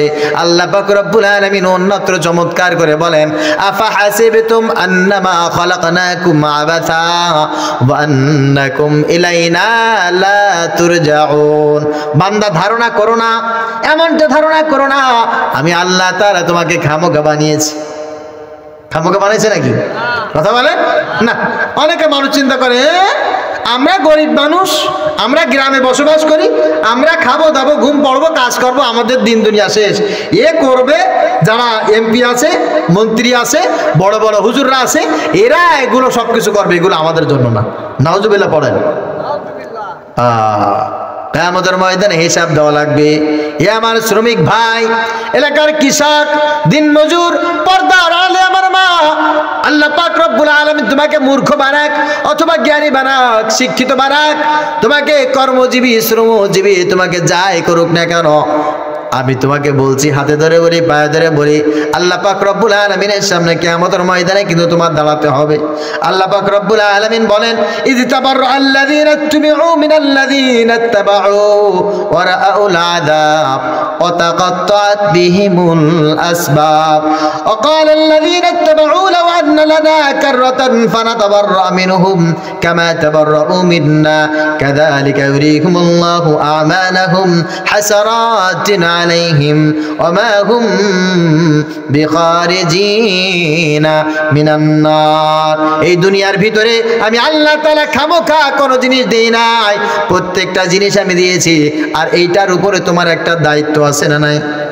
কথা বলেন। প্রত্যেকের একটা দায়িত্ব আছে। মা হিসাবে তোমাকে দায়িত্ব দিয়েছি, মূর্খ হলেও তুমি মা, শিক্ষিত হলেও তুমি মা। বাবা হিসাবে তোমাকে দায়িত্ব দিয়েছি, লেখাপড়া তুমি জানো না তাও তুমি বাবা, তুমি জানো তাও তুমি বাবা, তুমি বেকার তাও তুমি বাবা। বাবা হিসাবে যে দায়িত্ব তোমার আছে পালন করতে হবে, মা হিসাবে যে দায়িত্ব আছে পালন করতে হবে। তুমি রিকশাওয়ালা হও আর মসজিদের ইমাম হও আর খতিব হও, তোমারকে আমি আল্লাহ তাআলা যে দায়িত্ব দিয়েছি এই দায়িত্ব থেকে পিছু হটা যাবে না।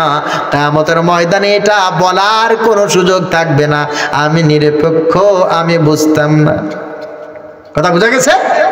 আমি নিরপেক্ষ, আমি বুঝতাম না, এমন কোনো কথা বলার সুযোগ কিয়ামতের ময়দানে আছে নাকি? কথা বলে না, নাই। এই জন্য আপনার যে কাজ, সেই কাজটা সম্পর্কে প্রথমে একটা হাদিস তেলাওয়াত করেছিলাম আমি, আবু হুরায়রা রাদিয়াল্লাহু তাআলা আনহু থেকে চমৎকার একটা হাদিস। তা হচ্ছে নবীজি বলেন, মান দাআ ইলা হুদান কানা লাহু মিনাল আজর মিথলু উজুরি মান তাবিআহু লা ইয়ানকুসু যালিকা মিন উজুরিহিম শাইআ। বান্দা, আমার উম্মত, আল্লাহ পাক রব্বুল আলামিনের তরফ থেকে তোমার কাছে মেসেজ, এই দুনিয়ায় তোমার যে দায়িত্ব আছে দায়িত্বটা পালন করো। সব মানুষকে তুমি ভালো কাজের আহ্বান করো। মাকে ভালো কাজের জন্য বলো, বাবাকে বলো, ভাইকে বলো, বোনকে বলো, স্ত্রীকে বলো, সন্তানকে বলো, এদেরকে যখন তুমি বলতে থাকবে, সবাইকে যখন ডাকতে থাকবে, এরা দুনিয়ার সবাই মিলে যত ভালো কাজ করবে আল্লাহ পাক রব্বুল আলামিন সব ভালো কাজের সওয়াব তোমার আমলনামায় দিয়ে দেবে। সুবহানাল্লাহ।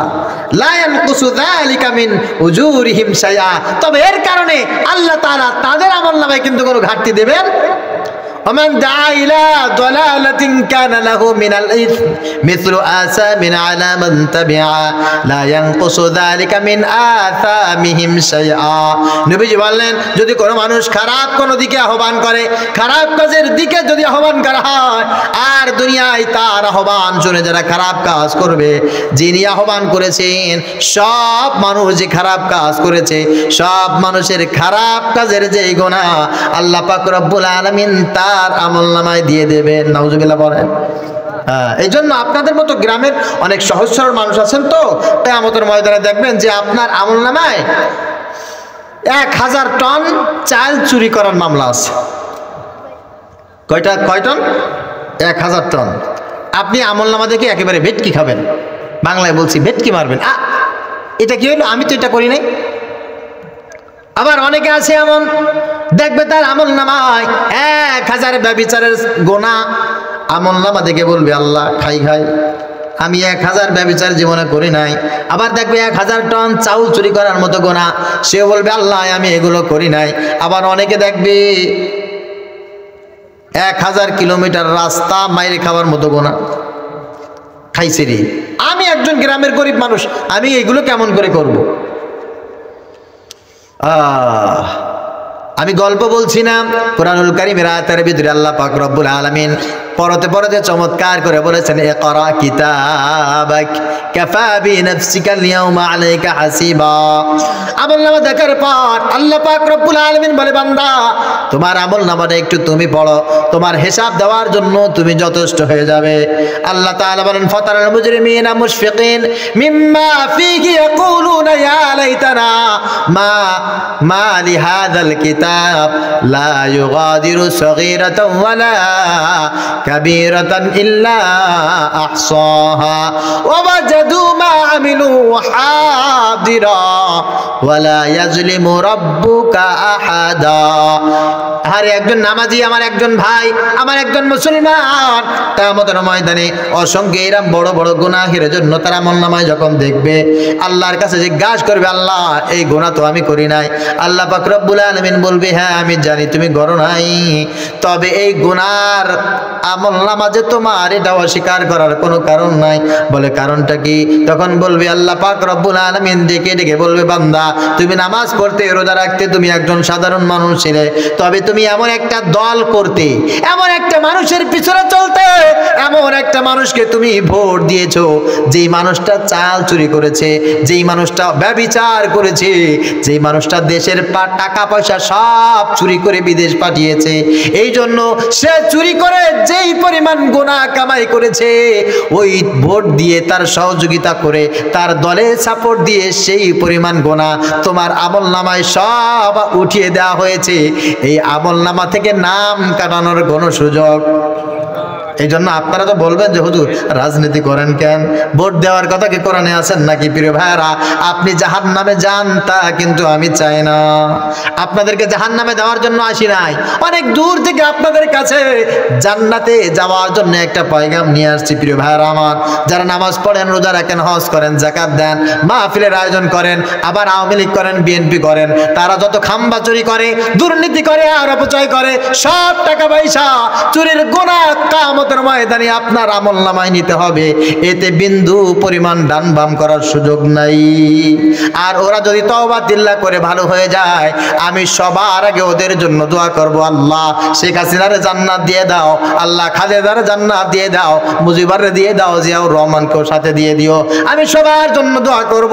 এরা যদি সবাই ভালো হয়ে যায়, যদি বলে আর জীবনে কোনোদিন চুরি করব না, আর জীবনে কোনোদিন দুর্নীতি করব না, দুর্নীতিতে 5 বার চ্যাম্পিয়ন হয়েছে এমন এমন কাজ জীবনে আর করব না, বরঞ্চ ক্ষমতায় গেলে আল্লাহ পাক রব্বুল আলামিন যেভাবে সৎ এবং সততার সাথে রাষ্ট্র পরিচালনার কথা বলেছেন সেইভাবে আমি করব, সেইভাবে আমরা করব। এরা যদি ঘোষণা দেয় আমি সর্বপ্রথম তাদের পক্ষে স্লোগান দেব, আর ওরা যদি বলে না আমাদের এই স্লোগান না, ইসলাম লাগবে না, বরং রাজনীতির সাথে কোরআনের কোনো সম্পর্ক নাই, এই কথা যদি কোনো ব্যক্তি বলে আমার জোতা আর তোমার মুখ এই ছাড়া আমার কাছে কোনো বক্তব্য নাই। কারণ আমি তোমাকে জাহান্নাম থেকে বাঁচাইতে আসছি। খবরদার, এদেরকে যদি ভোট দাও, এদেরকে যদি সাপোর্ট দাও, যারা চুরি করে, বাটপারি করে, ছিনতাই করে, যারা নারী দর্শন করে, দুর্নীতি করে, চ্যাম্পিয়ন হয়, কিয়ামতের ময়দানে সব এইভাবে জাহান্নামে চলে যাবে, কাতারে কাতারে জাহান্নামে চলে যাবে। যাওয়ার অবস্থাটা হবে আল্লাহ পাক রব্বুল আলামিন বলেন সেই দিন সব মানুষগুলো ধরা খেয়ে যাবে। ধরা খাওয়ার পর বড় বড় লিডারদের কাছে যায়, বলবে লিডার ধরা খেয়ে গেছে। কি বলবে? ধরা খেয়ে গেছি, আপনার কথা শুনে আলেমদের বিরোধিতা করেছিলাম, আপনার কথা শুনে মসজিদ মাদ্রাসা শিক্ষা সব জায়গায় চুরি করেছিলাম, দুর্নীতি ঢুকিয়েছিলাম গো লিডার, এখন তো আমি ধরা খেয়ে গেছি, এখন আমি কি করব? আমাকে একটা করার মতো ব্যবস্থা করে দেন। লিডার তখন তার সঙ্গে কি বলবে? আল্লাহ পাক রব্বুল আলামিন সেই কথাগুলো জানিয়ে দিয়েছেন। ওয়াবারজুলিল্লাহি জামিআ ফাকালাদ দুআফাউ লিল্লাযিনা ইসতাকবারু ইন্না কুন্না লাকুম তাবআ ফাহাল আনতুম মুগনুনা আন্না মিন আযাবিল্লাহি মিন শাই ক্বালু লাউ হাদানাল্লাহু লাহাদাইনাকুম সাওয়াউন আলাইনা আজাযনা আম সাবারনা মা লানা মিন মাহিস وقال الشيطان لما قضي الأمر إن الله وعدكم وعد الحق ووعدتكم فأخلفتكم وما كان لي عليكم من سلطان إلا أن دعوتكم فاستجبتم لي فلا تلوموني ولوموا أنفسكم কার কথাগুলো বললাম? যেই সময় বলবে তখন লিডার বলবে দেখো আমি তো জীবনে কোনোদিন এই কথা বলি নাই, আমি জীবনে কোনোদিন তোমাদেরকে এই কথা বলি নাই, কোরআনে যা আছে এটা মিথ্যা, কেউ কোনোদিন আমরা এই কথা বলি নাই। ফেরাউনও এক কথা বলবে আমি বলি নাই, আল্লাহ তরফ থেকে যেই জাবুর নাজিল করা হয়েছে, তাওরাত নাজিল করা হয়েছে, ইনজিল নাজিল করা হয়েছে, কোরআন নাজিল করা হবে, এর ভিতরে আল্লাহ তাআলা যেই কথাগুলো বলেছেন এটা যে মিথ্যা, পৃথিবীর কোনো কাফের সেটা বলে নাই। কাফেররাও বলবে দেখো আমি কিন্তু এটা বলি নাই, কোরআনের ভিতরে যেটা আছে এটা মিথ্যা। আজ পর্যন্ত কোনো মুসলমান এই কথা বলছে নাকি? কথা বলেন? কেউ বলে নাই। ওরাও কিয়ামতে বলবে আমি বলছি যে তোমাদেরকে কোরআন মিথ্যা বলছি, না না আপনি তো তা বলেন নাই, আমি তোমাকে বলেছি যে হাদিস মিথ্যা, না তা বলেন নাই। তারপরেও অবস্থাটা কি? ওয়াবা'আতুকুম ফাখলাফতুকুম, আমি তো যেহেতু আজকে ধরা খেয়ে গেছি, দুনিয়ার জীবন আখিরাতের জিন্দেগি মেলে না, যদি আমি কোনো ওয়াদা করেও থাকি সেটা আমি এখন খেলাফ করলাম, তাহলে লিডার এখন কি করব? বলে আল্লাহ তাআলা আমাকে যেখানে দিয়েছে আমিও তোমাকে সাথে করে সেইখানে নিয়ে যেতে চাই। প্রিয় ভাইরা আমার, আল্লাহ পাক রব্বুল আলামিন অগ্রিম জানিয়ে দিয়েছে ওই সমস্ত চোর বাটপা ছিনতাইকারী রাহাজানি দর্শককারী তারা কিয়ামতের ময়দানে যেখানে যাবে তুমি তার অনুসারী হয়ে তাদের সঙ্গে সেখানে যদি যেতে রাজি থাকো তবেই তুমি তাদের কথা শোনো। আর আল্লাহর ইজ্জতের কসম দিয়ে বলি উলামা কিরামের সামনে থাকবে, মসজিদের মুয়াজ্জিনের সাথে থাকবে, ইমাম সাহেবের সাথে থাকবে, এই মাদ্রাসার মুহতামিমের সাথে থাকবে, হাফেজ সাহেবের সাথে থাকবে, এরা কোশ্চিন কালো কোনোদিন ওই জায়গায় যাবে না। সুতরাং নিশ্চিতভাবে বলা যায় এরা যেই জায়গায় যাবে আল্লাহ পাক রব্বুল আলামিন তোমাকে সেই জায়গায় নিয়ে যাবে। আজকের আলোচনার বিষয়টা হচ্ছে সবকিছু জাস্টিফাই করে ফিরে আসতে হবে এক জায়গায়, তা হচ্ছে আল্লাহ তাআলা যেখানে তোমাকে আসতে বলেছেন, যেখানে দেখা হবে আল্লাহ পাক রব্বুল আলামিনের সাথে, সেখানে ফিরে আসতে পারলেই আজকের আলোচনা তোমার জন্য শেষ। কথা বুঝা গেছে? আসমান আল্লাহ তাআলা বানিয়েছেন তোমার জন্য, জমিন বানিয়েছেন তোমার জন্য, গ্রহ নক্ষত্র সব কিছু তোমার জন্য। আচ্ছা আমি আপনাদের কাছে জিজ্ঞাসা করি, আজকে এই মুহূর্তে আমরা ঘুমিয়ে গেলাম, সকালবেলা ঘুম থেকে উঠে দেখলেন এই পৃথিবীতে একটা মানুষও আর নাই, সব কিছু মরে একেবারে ভস্ম হয়ে গেছে। বলেন দেখি একটা মানুষও যদি পৃথিবীর ভিতরে না থাকে আসমানের কোনো সমস্যা আছে নাকি? জমিনের সমস্যা আছে নাকি? সূর্যের কোনো সমস্যা আছে? তারকার কোনো সমস্যা আছে? না, কারোর কোনো সমস্যা নাই। দুনিয়ার সব মানুষগুলো যদি নষ্ট হয়ে যায়, সব মানুষ যদি মারা যায়, এই সৃষ্টি জগতের কোনো সমস্যা নাই। বরঞ্চ কাল থেকে যদি সূর্য না ওঠে আমাদের অবস্থা কি হবে বলেন? হ্যাঁ, সকাল থেকে যদি আর দিন না হয় আমাদের অবস্থাটা কেমন হবে? এই জন্য নবীজি সাল্লাল্লাহু আলাইহি ওয়াসাল্লাম বলেন, আদ-দুনিয়া খুলিকাত লাকুম ওয়া আনতুম খুলিকতুম লিল আখিরাহ। আল্লাহ পাক রব্বুল আলামিন দুনিয়ার সব কিছু তোমার জন্য সাজিয়েছে, আর আল্লাহ তাআলা তোমাকে সাজিয়েছে আখিরাতে নাজাত পাওয়ার জন্য। তুমি যদি তোমাকে সাজিয়ে আখিরাতে নাজাত পাওয়ার জন্য উপযুক্ত হতে পারো, তোমার দুনিয়াটা আশা সাকসেসফুল হয়ে যাবে। আর সব জায়গায় আল্লাহ পাক রব্বুল আলামিন এই ঘোষণা দিয়ে দিবে, বান্দা তোমার জীবন সফল, তোমার জীবন সফল। আল্লাহু আকবার। আর আয়াতের ভিতরে আরেকটা চমৎকার বিষয় হচ্ছে, তা হচ্ছে সবকিছুকে ভালোবাসার উপরে প্রাধান্য দেওয়া। কিসের উপরে বলেন? কথা বলেন। আপনার আমার এই যে নজরটা আছে, এই নজরটা এমন একটা জিনিস, খারাপ কোনো দিকে এই নজর পড়তে চায় না। পৃথিবীতে যত সৌন্দর্যমণ্ডিত জিনিস আছে সেই দিকে একবার নজর যদি যায়, ওখান থেকে আর ফিরে আসতে চায় না, ঠিক কিনা? খারাপ একটা মানুষের দিকেও মানুষ তাকাইতে চায় না, সুন্দর একটা মানুষের দিকে মানুষ বারবার বারবার তাকাইতে চায়। যখন মানুষের সম্পর্ক, দিলের সম্পর্কটা আল্লাহর সঙ্গে হয়ে যায়, মানুষটা যখন আল্লাহর সৃষ্টির ভিতরে আল্লাহ পাক রব্বুল আলামিনের সান্নিধ্য খুঁজে পেয়ে যায়, তখন সব জায়গায় সে আল্লাহর নূর দেখতে পায়। সুবহানাল্লাহ। আল্লাহ পাক রব্বুল আলামিন বলেন, সিবগাতাল্লাহ ওয়া মান আহসানু মিনাল্লাহি সিবগা ওয়া নাহনু লাহু আবিদুন। আল্লাহর রঙে রঙিন হয়ে যাও, আল্লাহর রঙের চাইতে উত্তম রং একটাও নাই। সুবহানাল্লাহ। আল্লাহর রঙে রঙিন হও। পৃথিবীর সব কিছুর ভিতরে একটা রং আছে। একটা কাঁচা আম যখন পেকে যায় তার রং পরিবর্তন হয়ে যায়, একটা কলা যখন পেকে যায় রং পরিবর্তন হয়ে যায়, একটা পেঁপে যখন পেকে যায় রং পরিবর্তন হয়ে যায়, একটা কাঁঠাল যখন পেকে যায় তার ভিতর থেকে ঘ্রাণ ছুটে যায়। পৃথিবীর কোনো কিছু দিয়ে এই পাকা জিনিসের রং আটকে রাখা যায় না, এই ঘ্রাণ বন্ধ করে রাখা যায় না। ঠিক তদ্রূপ মানুষের ভিতরে যদি আল্লাহ পাক রব্বুল আলামিনের মুহাব্বত, আল্লাহর প্রেম যদি দিলের ভিতরে জমে যায়, এইটারও একটা রং আছে। এই রংটা তখন ছুটতে থাকে, এই রংটা তখন আটকে রাখা যায় না। এই রংটা তখন দাড়ির ভিতরে দেখা যায়, এই রংটা তখন জওয়ানের ভিতরে দেখা যায়, এই রংটা তখন হাতের ভিতরে দেখা যায়, এই রংটা পোশাকের ভিতরে দেখা যায়, এই রংটা তখন হাঁটতে চলতে ফিরতে, ঘর বাড়ি ব্যবসা বাণিজ্য চাকরি বাকরি সব কিছুর ভিতরে আল্লাহ পাক রব্বুল আলামিনের এই রং ছুটতে থাকে। সুবহানাল্লাহ। এই রংটা ছুটতে থাকে, তার কারণ আল্লাহর মুহাব্বত তার ভিতরে ঢুকে গেছে। আল্লামা শেখ সাদী রাহমাতুল্লাহি আলাইহি নদীর কিনারা দিয়ে হাঁটতেছেন, এমন সময় তিনি দেখেন সুন্দরী মহিষী ষোড়শী এক যুবতী কলসিতে করে পানি নিয়ে নদীর পার দিয়ে হেঁটে যায়। আল্লামা শেখ সাদী রাহমাতুল্লাহি আলাইহি অঝোর ধারে এক নয়নে সুন্দরী রূপসীর দিকে তাকিয়ে রয়েছে।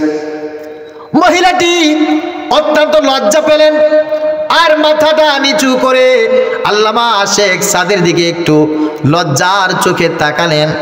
দেখে আল্লামা শেখ সাদী বয়স্ক মানুষ, এখনো পর্যন্ত তার নজরটা সরায় না।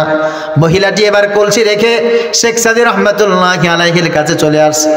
ওরে আল্লাহর গোলাম, এই দুনিয়ার মানুষ জানে তুমি বড় একজন আলেম, তুমি বড় একজন পারস্যের বিখ্যাত দার্শনিক, একজন খতিব, একজন বক্তা, একজন আল্লাহ ওয়ালা আলেম, কিন্তু আজকে নদীর কিনারে তুমি আমার সঙ্গে যেভাবে তাকিয়েছো, আমার দিকে যেই দৃষ্টিতে অঝরে তাকিয়েছো, আমি তো বুঝতে পেরেছি তুমি তো আসলে আল্লাহওয়ালা আলেম নও, তুমি তো আল্লাহর প্রেমিক নও, বরং তুমি আমার প্রেমে হাবুডুবু খাচ্ছ। তুমি এই সৌন্দর্যে আমার রূপ আর যৌবনে মুগ্ধ হয়ে তুমি দুনিয়ার সব কিছুর ভিতরে হারিয়ে গেছো। আমি বুঝতে পেরেছি দুনিয়ার মানুষ ভুল জানতো, আমি যেটা আজকে তোমার ভিতরে দিয়ে আচরণে পেয়েছি এটাই এটাই হচ্ছে সত্য। আল্লামা শেখ সাদী রহমতুল্লাহি আলাইহি মহিলার কথাটি শুনে একটা জবাবও তিনি দেন নাই, বরঞ্চ মুহূর্তের ভিতরে চোখের কোনা দিয়ে পানি বের করে দিয়েছেন, আর আঙ্গুলকে কলম বানায়া, জমিনকে কালি বানায়া, খাতা বানায়া, কাগজ বানায়া চমৎকার করে একটা কবিতা শেখ সাদী রহমতুল্লাহি আলাইহি নদীর উপরে লিখে দিয়েছেন। কবিতার বাংলা বঙ্গানুবাদ হচ্ছে এমন: একদা সুখদা এক প্রমোদা বদন, দর্শন করি মম ঝরিল নয়ন, হেসে কহে সে রূপসী সবিস্ময়ে মন, কহ দেখি মহাশয় কহ কি কারণ, বিষয় বিরাগী তুমি ভুবনে প্রচার, কি হেতু জন্মিলে তবু মানুষ বেকার, হেসে কহিলাম ভালে করহ শ্রবণ, নেত্র জরে হেরি তবু ভেব না এমন, যে শিল্পী রচিল ওই সুধাংশ বদন, তাহার তরে ঝরে নেত্র নয়নে জীবন। আল্লাহু আকবার। আল্লামা শেখ সাদী চোখের কোনা দিয়ে পানি বের করে বলছে, মহিলা চুপ কর, আরে মহিলা চুপ কর, আমি তোর দিকে তাকিয়ে আছি সত্য, কিন্তু আমি তো তোকে দেখি না, আমি দেখি আমার রবকে এত সুন্দর করে, যেই আমার আল্লাহ তোকে বানিয়েছে, তোকে সুন্দর করে সাজিয়েছে, না জানি আমার সেই আল্লাহ কত সুন্দর, আমার যে আল্লাহ আসমান এত সুন্দর করে সাজিয়েছে, আরে জানি না আমার সে আল্লাহ কত মহান, আমার আল্লাহ কত সুন্দর, যে আল্লাহ জমিনটা এত সুন্দর করে সাজিয়েছে, না জানি আমার সেই আল্লাহ কত সুন্দর। আল্লাহ পাক রব্বুল আলামিনের কাছে আমরা আজকে এই তাফসীরুল কোরআন মাহফিল থেকে আরজ করি, আল্লাহ দুনিয়ায় অসংখ্য গুনাহ করেছি, যেই গুনাহের কারণে মাবুদ তোমার নিয়ামতগুলো সুন্দর করে দেখে আমরা অবজারভেশন করে তোমাকে তালাশ করে পাই না, কিন্তু মালিক কিয়ামতের ময়দানে জান্নাতের ভিতরে যখন তুমি হাজার হাজার লক্ষ লক্ষ জান্নাতীদেরকে সামনে নিয়া, সাতারুনা রাব্বাকুম কামা তারাউনাল কমার ফি লাইলাতিল বদর, নবীজি বলেন যেই দিন আল্লাহ পাক রব্বুল আলামিন সবাইকে জান্নাতের ভিতরে দিয়ে দিবেন, সেই দিন আকাশে যেমন পূর্ণিমার চাঁদ উঠলে ওই চাঁদ দেখার জন্য একজন আরেকজনকে পিছন দিয়ে ধাক্কা দেওয়ার প্রয়োজন হয় না, আল্লাহ পাক রব্বুল আলামিন তার চেহারাটা পূর্ণিমার চাঁদের মতো সেই দিন ওপেন করে দিবেন জান্নাতের ভিতরে। আরে জান্নাতীরা আল্লাহ পাক রব্বুল আলামিনকে দেখে হাজার হাজার বছর তারা অতিক্রম করবে। আল্লাহর কাছে দোয়া করি, আল্লাহ জান্নাতের ওই মুহূর্তে যেখানে তুমি তোমার প্রিয় বান্দা বান্দীদের সামনে ওপেন হয়ে তাদেরকে তুমি চেহারা প্রদর্শন করবে, তাদের সাথে মোলাকাত করবে, আজকের এই তাফসীর মাহফিলে যারা শরীক হয়েছে, আল্লাহ আমাদের সবাইকে জান্নাতের কোনো একটা স্থানে তুমি আমাদের জায়গা করে দিও। সকলে বলি আল্লাহুম্মা আমিন।